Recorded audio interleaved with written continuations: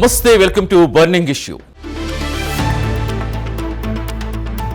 ఒకప్పుడు నిధులు లేమితో కునారిల్ని వ్యవస్థ, సర్పంచుల నిస్సహాయతకు నిలుటద్దంగా మారిన తీరు. కానీ నేడు అదే శాఖ దేశానికే ఆదర్శంగా నిలిచింది. పల్లెల్లో సరికొత్త ప్రగతికి ప్రాణం పోస్తుంది. ఈ అద్భుత మార్పు వెనుక ఉన్న ఆ శక్తి ఎవరు? ఎవ్వరూ ఊహించని విధంగా నిర్వీర్యమైన పంచాయతీరాజ్ శాఖకే పరిమళం తీసుకొచ్చిన ఆ పవర్ స్టార్ ఎవరు? గ్లామర్ పాలిటిక్స్కి దూరంగా పల్లె ప్రజల కష్టాల్ని నమ్ముకున్న deputy CM Pawan Kalyan mark పరిపాలన ఎలా సాగుతుంది? నెంబర్ 2 స్థానంలో ఉంటూ ఆయన సృష్టిస్తున్న పొలిటికల్ మ్యాజిక్ ఏంటి? చూద్దాం ఈ స్పెషల్ స్టోరీలో.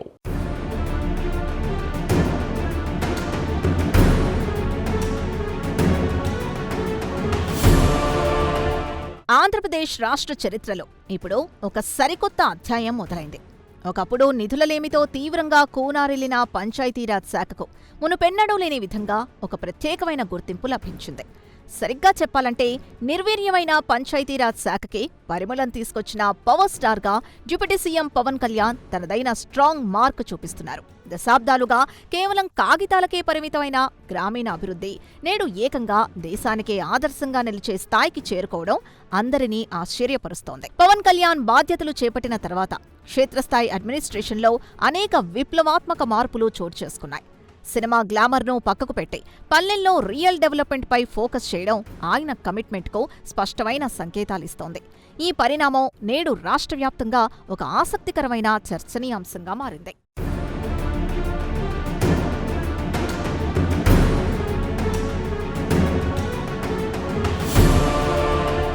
సాధారణంగా పవన్ కళ్యాణ్కున్న మాస్ ఫాలోయింగ్, పొలిటికల్ ఇమేజ్ దృష్ట్యా ఆయన తలుచుకుంటే ప్రభుత్వంలో అత్యంత కీలకమైన హై ప్రొఫైల్ గ్లామర్ ఉన్న శాఖలను చాలా సులువుగా దక్కించుకునే అవకాశం ఉండేది.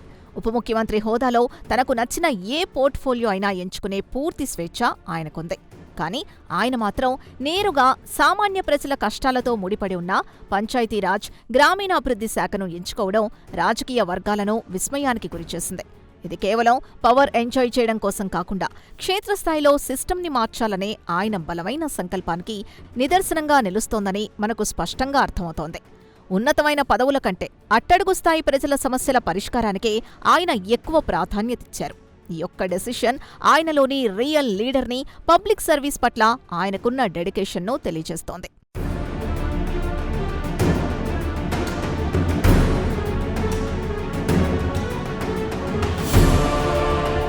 గత ప్రభుత్వ హయాంలో ఆంధ్రప్రదేశ్ రాష్ట్రంలోని పంచాయతీరాజ్ వ్యవస్థ తీవ్రమైన నిధుల సంక్షోభాన్ని ఎదుర్కొంది అనడంలో ఎలాంటి సందేహం లేదు. కేంద్ర ప్రభుత్వం నేరుగా గ్రామాల అభివృద్ధి కోసం కేటాయించిన 15వ ఆర్థిక సంఘం నిధుల్ని ఆనాటి ప్రభుత్వం ఇతర అవసరాలకు డైవర్ట్ చేయడం వల్ల గ్రామ పంచాయతీలు ఆర్థికంగా పూర్తిగా కూనారిల్లాయి. సర్పంచుల అకౌంట్లలో కనీస బ్యాలెన్స్ లేక గ్రామాల్లో కనీసం వీధి దీపాలు వేయడం లేదా చిన్నపాటి డ్రైనేజ్ మరమ్మతులు చేయడం కూడా దాదాపు అసాధ్యంగా మారిపోయింది. దీనివల్ల పల్లెల్లో డెవలప్మెంట్ ప్రాజెక్టులు పూర్తిగా స్తంభించిపోయాయి. సర్పంచులు తమను ఎన్నుకున్న ప్రజల ముందు సమాధానం చెప్పుకోలేక తీవ్రమైన నిస్సహాయ స్థితిని ఎదుర్కొన్నారు. విద్యుత్ బకాయిలు భారీగా పేరుకుపోవడం, సిబ్బందికి శాలరీలు కూడా ఇవ్వలేని పరిస్థితుల వల్ల స్థానిక సంస్థల వ్యవస్థ తమ ఉనికినే కోల్పోయే ప్రమాదంలో పడిపోయింది.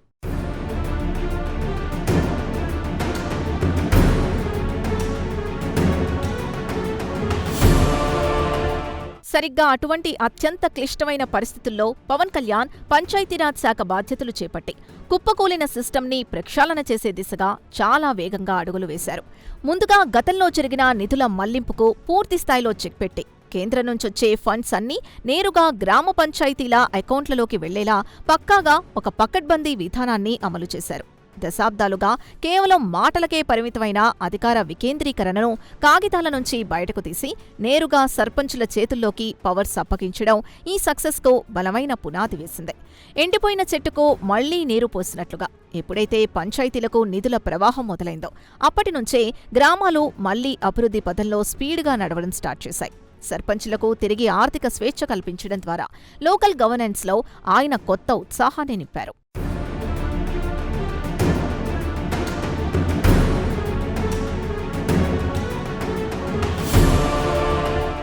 విన్నారుగా, నిధుల మళ్లింపుకు చెక్ పెట్టి సర్పంచులకు తిరిగి పవర్ ఎలా ఇచ్చారో. అయితే ఈ నిర్ణయాల వెనుక ఉన్న అసలు వ్యూహం ఏంటి? ఒక మాస్ లీడర్గా ఉన్న పవన్ పల్లె పాలనకు టెక్నాలజీ, ప్రజల భాగస్వామ్యం ఎలా జోడించారు? గ్రామ సభల నిర్వహణతో పాటుగా ఆన్లైన్ పేమెంట్స్ విధానంతో అవినీతికి ఎలా చెక్ పెట్టారో ఇప్పుడు విశ్లేషిద్దాం.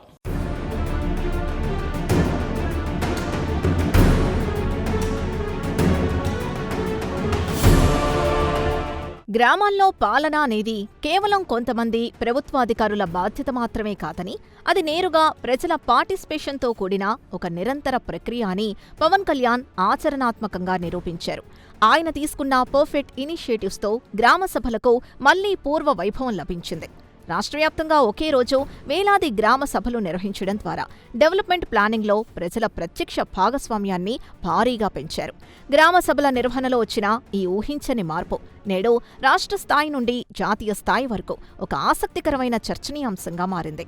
ప్రతి కీలకమైన నిర్ణయం నేరుగా ప్రజల సమక్షంలోనే జరగడం, గ్రామస్తుల ఆమోదం పొందిన తర్వాతే పనులకు గ్రీన్ సిగ్నల్ ఇవ్వడం ఒక గొప్ప డెమోక్రటిక్ మూవ్.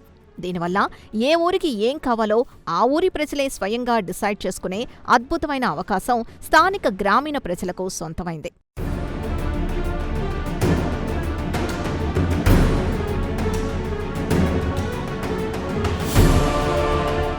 నిధుల వినియోగంలో అకౌంటబిలిటీ, పారదర్శకత పెరగడం వల్ల గ్రామాల్లో అభివృద్ధి పనులు శరవేగంగా సాగుతున్నాయి.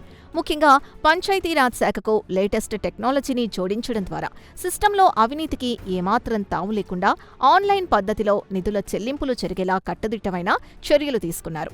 ఎక్కడ పని జరిగితే అక్కడ డిజిటల్ ట్రాకింగ్ విధానం తీసుకురావడం వల్ల కాంట్రాక్టర్ల ఆధిపత్యానికి బ్రేక్ పడింది. ఇది కేవలం పాత వ్యవస్థను చక్కదిద్దడమే కాకుండా పారదర్శకమైన పాలన ద్వారా ప్రజల్లో ప్రభుత్వంపై ఉన్న నమ్మకాన్ని అమాంతం పెంచింది. కేంద్ర ప్రభుత్వం గ్రామీణాభివృద్ధి కోసం ప్రతి ఏటా విడుదల చేసే ఉపాధి హామీ నిధులను ఎంతో సమర్థవంతంగా వినియోగించుకోవడంలో ఆంధ్రప్రదేశ్ రాష్ట్రం నేడు అగ్రస్థానంలో నిలవడానికి డిప్యూటీ సీఎం నాయకత్వ పటిమ, అధికారుల మధ్య ఉన్న పర్ఫెక్ట్ కోఆర్డినేషన్ ప్రధాన కారణమని చెప్పొచ్చు.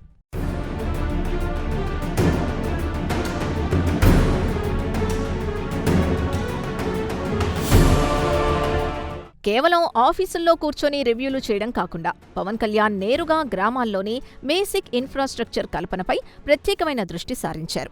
క్వాలిటీతో కూడిన సిమెంట్ రోడ్ల నిర్మాణం, ఆధునిక పద్ధతుల్లో మురుగునీటి పారుదల వ్యవస్థను మెరుగుపరచడం వంటి ప్రాజెక్టుల్ని యుద్ధ ప్రాతిపదికన చేపట్టారు. దీనికి తోడు కేంద్ర ప్రభుత్వం అత్యంత ప్రతిష్టాత్మకంగా తీసుకున్న స్వచ్ఛ భారత్ లక్ష్యాల్ని రాష్ట్రంలోని ప్రతి పల్లెల్లో తూచా తప్పకుండా పాటించడం వల్ల గ్రామాల్లో ప్రజల జీవన ప్రమాణాలు గణనీయంగా పెరిగాయి. పల్లెల్లో పారిశుధ్యం మెరుగుపడటం వల్ల సీజనల్ వ్యాధుల తీవ్రత తగ్గి గ్రామీణ ముఖచిత్రం పూర్తిగా మారిపోవడం మనం గమనించవచ్చు. రాజకీయాలకు, పార్టీల జెండాలకు అతీతంగా కేవలం అభివృద్ధిపైనే పూర్తి ఫోకస్ పెట్టి పనిచేయడం వల్ల ప్రతి చిన్న గ్రామం నేడు డెవలప్మెంట్ బాటలో ఎంతో ఉత్సాహంగా నడవడం మొదలుపెట్టింది.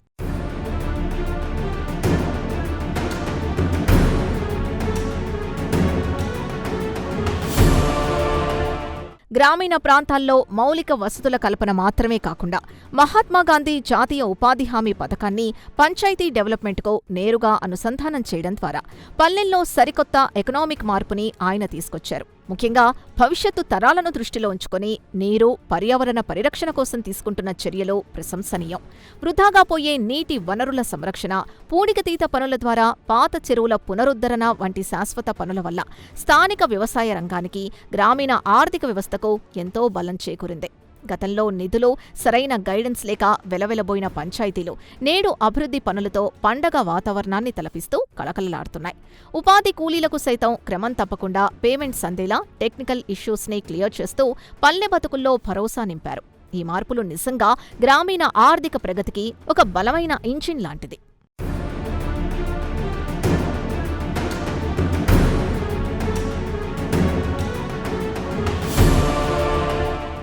రాష్ట్రంలోని ఎన్డీఏ కూటమి ప్రభుత్వంలో డిప్యూటీ సీఎం హోదాలో పవన్ కళ్యాణ్ తనకంటూ ఒక ప్రత్యేకమైన వర్క్ స్టైల్ని ప్రదర్శిస్తూ అందరి దృష్టిని ఆకర్షిస్తున్నారు. ముఖ్యమంత్రి చంద్రబాబు నాయుడు తర్వాత కేబినెట్లో అత్యంత కీలకమైన స్థానంలో ఆయన పోషిస్తున్న పాత్ర రాష్ట్ర రాజకీయాల్లో సరికొత్త చర్చకు దారితీసింది. కూటమి ప్రభుత్వంలో కేవలం ఒక పొలిటికల్ పార్ట్నర్గానే ఉండిపోకుండా అడ్మినిస్ట్రేషన్లో ఎంతో యాక్టివ్ రోల్ ప్లే చేస్తూ వ్యవస్థల్ని పరుగులెత్తించడంలో ఆయన చూపిస్తున్న చొరవ నిజంగా అభినందనీయం. పరిపాలనాపరమైన క్లిష్టమైన నిర్ణయాల్లో ముఖ్యమంత్రి చంద్రబాబు అపార అనుభవానికి పవన్ కళ్యాణ్ డైనమిక్ స్పీడ్ తోడవడం వల్ల ప్రభుత్వంపై పబ్లిక్లో పాజిటివిటీ పెరుగుతోంది. శాఖల వారీగా రెగ్యులర్ రివ్యూస్ చేస్తూ ఫీల్డ్ లెవెల్ ప్రాబ్లమ్స్ను స్పాట్లోనే సాల్వ్ చేయడానికి ఆయన అత్యధిక ప్రాధాన్యత ఇస్తున్నారు.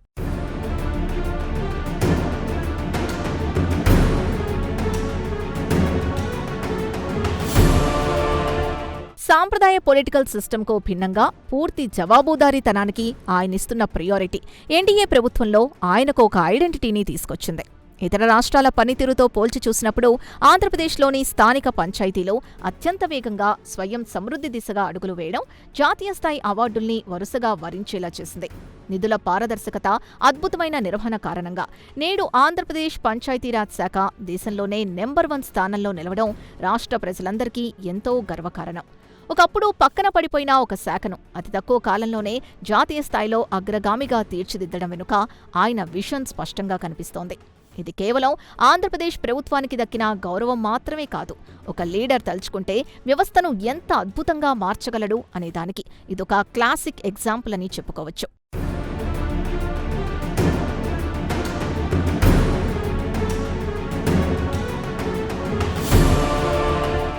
రాష్ట్ర స్థాయిలో ఆయన పనితీరు అదురుస్తుందనిపించుకుంది. కానీ ఈ మార్పుల ప్రభంజనం ఇప్పుడు ఢిల్లీ దాకా చేరింది. సాక్షాత్తు ప్రధానమంత్రి మోదీనే పవన్ లీడర్షిప్ ప్రత్యేకంగా మెచ్చుకునేలా చేసిన ఆ పరిణామాలేంటి? పవర్ఫుల్ ప్రజాకర్షక నాయకుడిగా తన మాస్ ఇమేజ్ బ్యాలెన్స్ చేసుకుంటూనే పరిపాలనలో ఆయన చూపిస్తున్న ఆ దార్శనికత ఏంటో ఇప్పుడు చూద్దాం.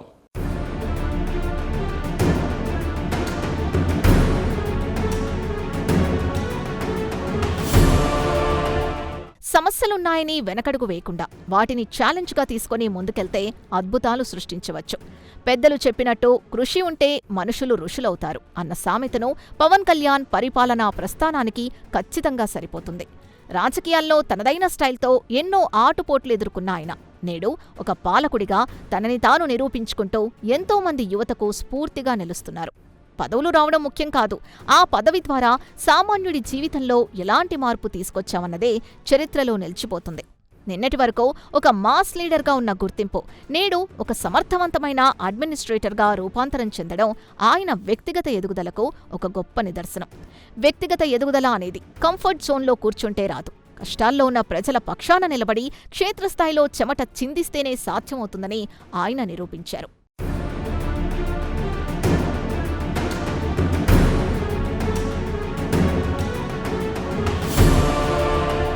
పవన్ కళ్యాణ్ పనితీరు కేవలం రాష్ట్రానికే పరిమితం కాలేదు. దేశ రాజధాని ఢిల్లీ దాకా ఆయన వర్క్ ఇంపాక్ట్ స్పష్టంగా కనిపిస్తోంది. సాక్షాత్తు భారత ప్రధానమంత్రి నరేంద్ర మోదీ స్వయంగా పవన్ కళ్యాణ్ లీడర్షిప్ని ప్రత్యేకంగా మెచ్చుకోవడం జాతీయ రాజకీయాల్లో ఆయనకు పెరుగుతున్న గ్రాఫ్కు ఒక పర్ఫెక్ట్ ఎగ్జాంపుల్. గతంలో ఒక బహిరంగ సభలో ప్రధాని మాట్లాడుతూ ఆయన్ని కేవలం పవన్ కళ్యాణ్ కాదు, ఒక తుఫాన్ అంటూ అభివర్ణించడం ఆయన కెపాసిటీకి దక్కిన ఒక అరుదైన అక్నాలెడ్జ్మెంట్. మోదీ లాంటి అగ్రనాయకుడి నుండి వచ్చిన ఈ భారీ ప్రశంసలు ఆయన పొలిటికల్ ఇమేజ్ని ఒక బలమైన జాతీయ స్థాయి నాయకుడిగా ఎలివేట్ చేశాయి. నేడు ఏపీ పంచాయతీరాజ్ శాఖ ఆల్ ఇండియా లెవెల్లో ఫస్ట్ ర్యాంక్ సాధించడంతో ఆ ఇమేజ్ మరింత శిఖరాగ్రానికి చేరింది. ఏపీ ప్రభుత్వ ప్రతిష్టను కేంద్ర స్థాయిలో సైతం ఆయన అమాంతం పెంచేశారని పొలిటికల్ పండితులు సైతం విశ్లేషిస్తున్నారు.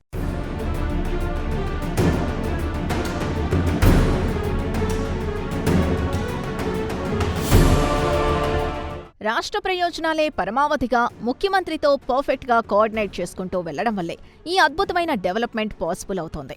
అత్యంత క్లిష్టమైన సమయాల్లోనూ కీలకమైన పాలసీ డెసిషన్స్లోనూ ఆయన ఇస్తున్న సలహాలకు, ఫీడ్బ్యాక్కు ప్రభుత్వం అత్యధిక ప్రాధాన్యత ఇస్తోంది. ఒక పక్క పవర్ఫుల్ ప్రజాకర్షక నాయకుడిగా తన మాస్ ఇమేజ్ని బ్యాలెన్స్ చేసుకుంటూనే మరోపక్క పరిపాలనలో ఒక సైలెంట్ వర్కర్లా వ్యవహరిస్తున్న తీరు నిజంగా అందరినీ ఆకట్టుకుంటోంది.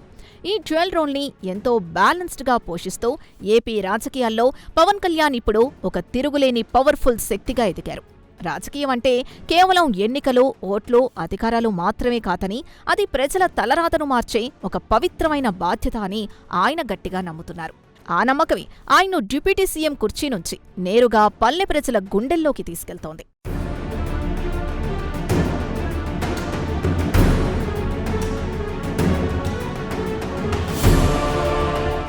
పంచాయతీరాజ్ వ్యవస్థ పూర్తిస్థాయిలో బలోపేతమైతేనే దేశం నిజమైన అభివృద్ధి సాధిస్తుందనే మహాత్మాగాంధీ కలను పవన్ కళ్యాణ్ నేడు నిజం చేసి చూపించారు. గ్రామీణ ప్రాంతాల్లో నేడు కనిపిస్తున్న ఈ సాలిడ్ చేంజెస్ కేవలం రికార్డులకో పత్రికలకో పరిమితం కాలేదు, ఫీల్డ్లో కళ్లకు కట్టినట్లు కనిపిస్తున్నాయి. ఇక్కడ మనం చేసే పని పట్ల చిత్తశుద్ధుంటే విజయం వాకిలి తడుతుంది అనే చక్కటి సామెతను గుర్తు చేసుకోవాలి. పని పట్ల ఆయనకున్న డెడికేషన్ వల్లే ఒకప్పుడు ప్రాధాన్యత లేని శాఖగా మూలన పడిపోయిన పంచాయతీరాజ్ వ్యవస్థకు నేడు దేశవ్యాప్తంగా ఒక అరుదైన గౌరవం లభించింది. పల్లెల్లో వెలుగులు నింపడమే కాకుండా అక్కడి యువతలో, ప్రజల్లో కొత్త ఆత్మవిశ్వాసాన్ని పెంచడం ద్వారా ఆ శాఖకు ఒక వీఐపీ స్టేటస్ తీసుకొచ్చారు.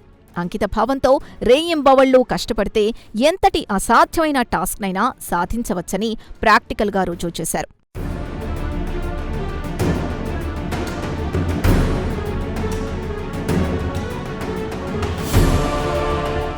మొత్తంగా ఆంధ్రప్రదేశ్ రాష్ట్రంలో నేడు జరుగుతున్న ఈ పరిణామాలు రాబోయే రోజుల్లో ఇతర రాష్ట్రాలకు ఒక అద్భుతమైన కేస్ స్టడీలాగా నిలుస్తాయనడంలో ఎలాంటి అతిశయోక్తి లేదు.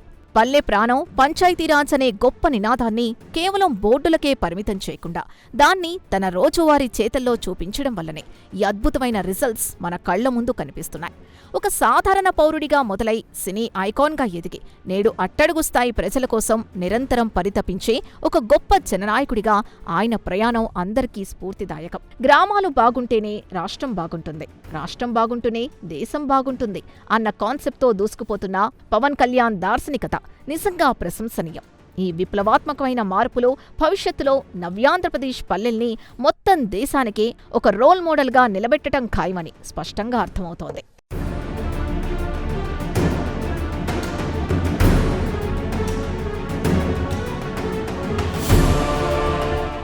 ఎన్నికల్లో గెలవడం ఒక ఎత్తు, గెలిచాక ఆ పదవికి న్యాయం చేస్తూ ప్రజల గుండెల్లో నిలవటం మరో ఎత్తు. పవన్ కళ్యాణ్ ఎంచుకున్న మార్గం నేడు సరికొత్త రాజకీయాలకు నాంది పలుకుతోంది. అధికారం అంటే అనుభవించటం కాదు, అట్టడుగు వర్గాలకు సేవ చేయటమని ఆయన నిరూపిస్తున్నారు.